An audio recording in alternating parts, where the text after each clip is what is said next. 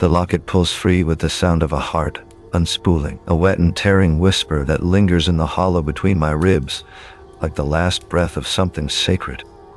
I didn't scream when it ripped away. I never do. Screaming means admitting pain is new. This wound? It's old enough to have raised me. The candle flame, upward creeping and gravity defying, tips forward as if bowing, not extinguishing, dissolving. Smoke rises thick and black with the ash of forgotten names and spiraling through the inverted ribs above us like incense poured backward into heaven's throat. The crystal tears along the celestial arch tremble, each one a frozen sob, and as the last one fractures loose, it strikes the floor not with a crash but with a sigh, like a mother kissing a child goodnight after a lifetime of silent watching. I don't move, not yet. My bare feet are buried in shattered glass, thousands of mirror shards embedded in tile, and each fragment holding my face at a different age. 23, bleeding from a knife wound on the precinct roof. 36, crouched over a corpse, with rain dripping off the brim of my hat, and grief thick as tar in my lungs. 42, asleep on a cot beside her, one hand resting on her thigh like I thought she was mine to own. I didn't know then. None of us ever do, that loving something beyond flesh means learning how to be loved through its absence. She stands before me now, bare-chested, hollowed out. No heart, no rhythm of muscle or pulse beat, only light, swirling, slow, deep as the space between galaxies, and inside that light, faces, dozens, hundreds, all of them mine. My mother's lips parted mid-laugh the day she handed me my first 38 and told me to remember every dead man's name like a prayer. The boy from East 47th, 8 years old, and drowned in the sewer after the case went cold. His eyes still open when I carried him out. Fingers curled around a plastic toy dragon. I never returned to his sister. My partner, raised and shot through the throat during the warehouse fire. He died whispering her name. Sophia. She was watching, and I thought he meant God. I didn't know he meant her. The one who'd slipped into every crime scene like a scent on wind. Rosemary and wet asbestos, always just behind the yellow tape. Now those faces swim inside her sternum cavity like fish in an aquarium of dying stars. I reach out, not to touch her skin and not even to comfort, but because I must see it. Must know if she bleeds when I pull the thread loose. My fingers tremble, calloused from years gripping triggers and turning pages stained with blood oil ink. The silver chains still wind around her wrists, thin as spider soak, fused into her flesh where they'd once looped like vows. One end loops around her left ankle, tight, deliberate, as if she never meant to walk away. I brush my knuckles against the rim of the hollow. Warmth blooms beneath my touch. Not heat, but recognition. A whisper floods me. Not sound, not voice, but memory given form. You called her Angel. You never asked why she let you. It's Reyes again. His voice from the fire, his breath still on my neck. Then another. My mother. Years after she'd gone quiet in hospice, when I found the notebook beneath her pillow filled with sketches.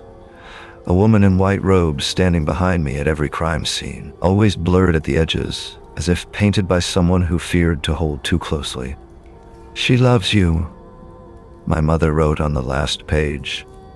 But she doesn't know how to be loved back. I didn't believe it then. I do now. The locket hovers between us, open, waiting. No photograph inside. No portrait of a face. No image from a stolen moment in time. Only emptiness. A cavity shaped like my profile. Like she knew all along this was the truest offering. Not her likeness, but the space where I would fit. Where I could finally be seen, not as her instrument, her pupil, her tool, but as witness, as equal. And it terrifies me more than any corpse on a slab. Because to be held in that hollow means she's not just guiding me anymore. She needs me to carry her, to name her, to say, you are here. Not, she was. Not, she is becoming. You are here. I drop to my knees, not in surrender, in invitation. The tile cracks beneath my weight. not with a splintering groan but a low harmonic hum, as if the floor itself has been waiting for this moment since the first soul was carved from silence. My palms press flat against the cold stone, and I feel it, the pulse of her hollow beating in rhythm with mine. Slow, steady, relentless. The candle smoke curls down now. Not up, dripping onto my forehead like ash bleeding rain. It doesn't burn. It remembers. I smell rosemary again. Crushed under boots, yes. But this time it's from her skin. From the place where she stood beside me in the interrogation room 2 years ago. After I'd spent 3 sleepless nights tracing a serial killer's pattern back to a forgotten convent. Its chapel stained with tears older than Rome. She'd handed me the photograph then. Small, cheap, folded twice, and edges frayed from being pressed into someone's coat pocket for decades. I hadn't looked at it until I got home. In the dark, under the blue glow of my desk lamp, I turned it over, and there she was. Younger than now, softer around the jaw, hair pinned back with a single silver pin shaped like a broken key. She held hands with a man, both without mouths, haloed in fingerprints, and beneath, in trembling charcoal. You didn't forget. I'd laughed then, dry, bitter, as if grief were the only true religion left in this city of neon and rot. I didn't forget.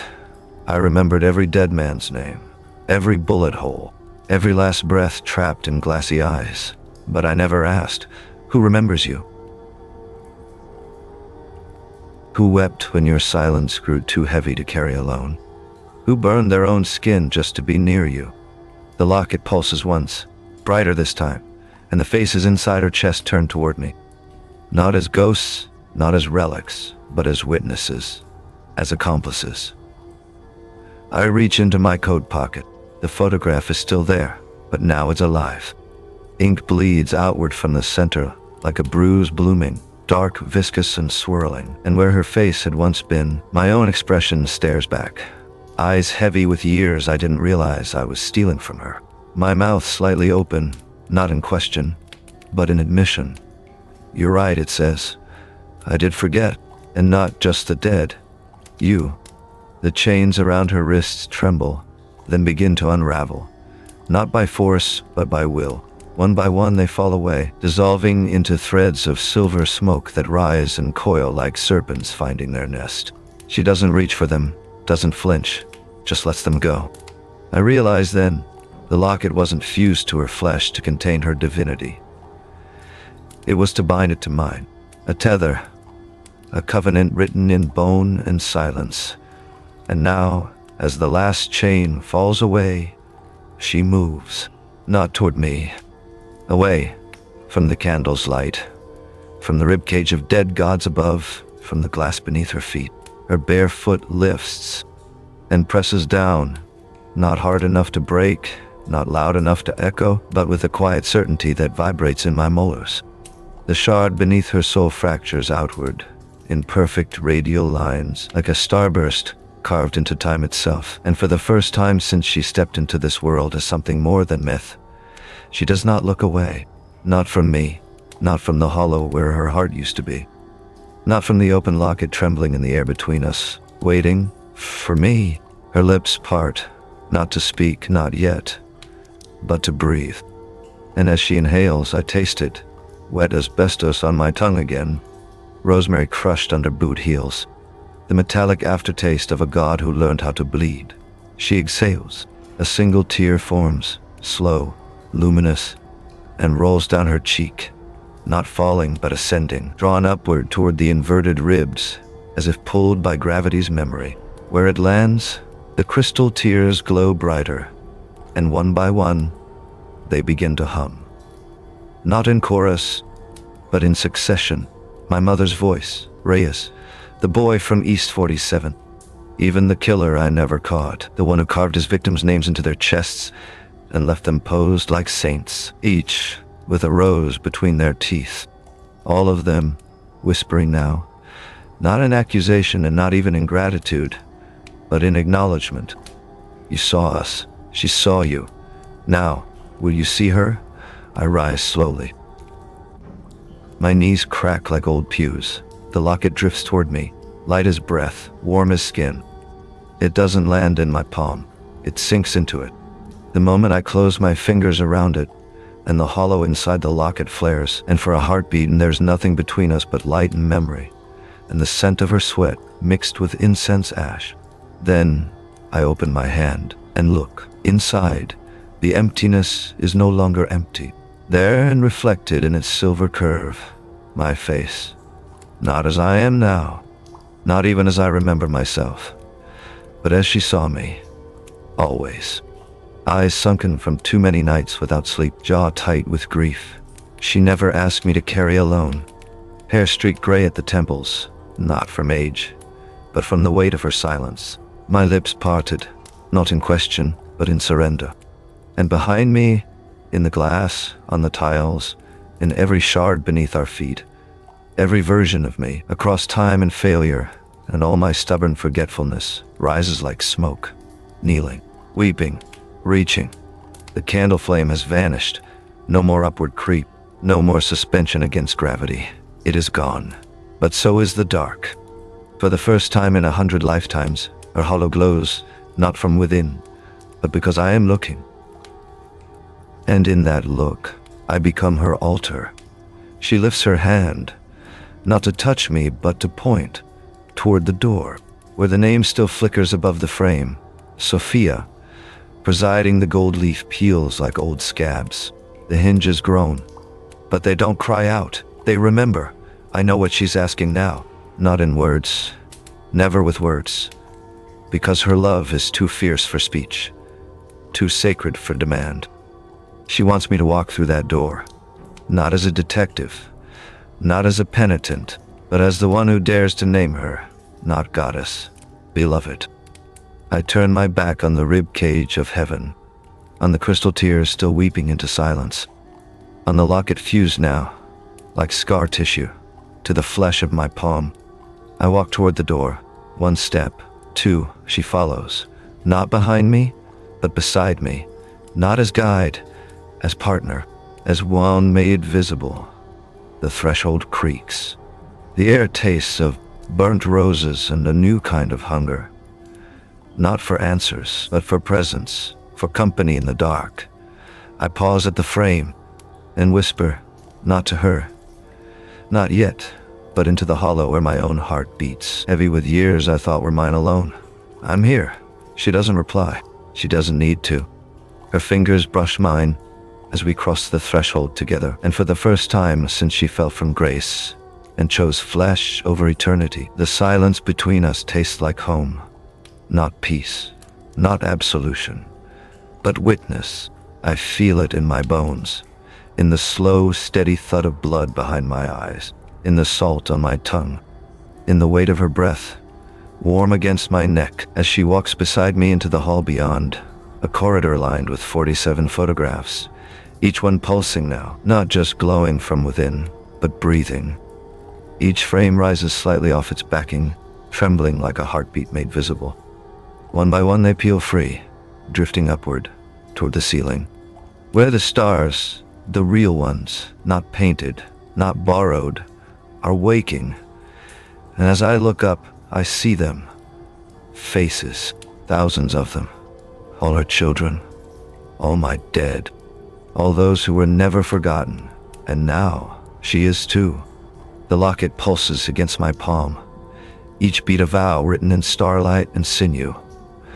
I press it to my chest, not as possession, but as proof. That love, when it dares to be named, even in ruin, is the only thing that outlives God's. We walk on, no light ahead, no path marked by doctrine or dogma, just her silence, and mine, and the echo of 1,000 unsaid words dissolving into ash. I stop at the end of the hall. Before me, a window, unframed, unglazed, and beyond it, not sky, but an endless sea of broken mirrors, each reflecting a version of her, standing still, barefoot, hollowed out, and smiling, not with lips, but with light. I don't move to open it, don't reach for the handle. I let my fingers drift down, to the scar on my left palm, etched long ago during that first case she ever touched, the one where I carved her name into my skin using a shard of mirror glass and blood from my own wound. And as my thumb traces its ridge, the locket shudders, then sings, not with sound, with presence, and the mirrors beyond begin to break, one by one. Each reflection falling like snow, each shard catching light, not from above, but from within me. She doesn't step through, I do. The moment I cross the threshold, no cold, no wind, just her breath, still against my neck, and the silence, still tasting of rosemary and rusted iron, and a love so quiet it had to become a wound, to be felt at all. I turn once more, not to see if she follows, but to know that she is already here, in my pulse, in the hollows of my grief, in the ink still bleeding across every photograph I've ever carried. And when I close my eyes, I feel her hand, not on mine, but inside me, fusing, becoming. The last thing I touch before sleep claims me for good is not my coat, not my gun, not the name written in gold leaf above a door long abandoned, but the scar on my palm, warm, alive, and humming with her heartbeat.